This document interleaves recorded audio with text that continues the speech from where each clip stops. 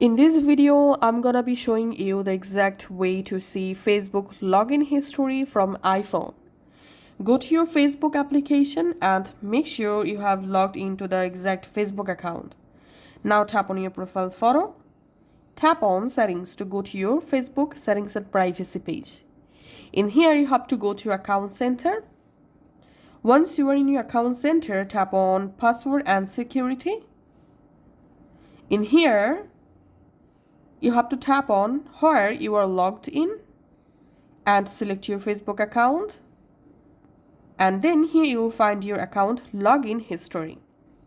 As you can see, if you want to remove your Facebook account from any device, just tap the device and tap on select device to log out and select the device. You can select multiple device to log out and tap on log out and your Facebook account will be logged out from your selected account devices. So that's how you can actually check Facebook login history.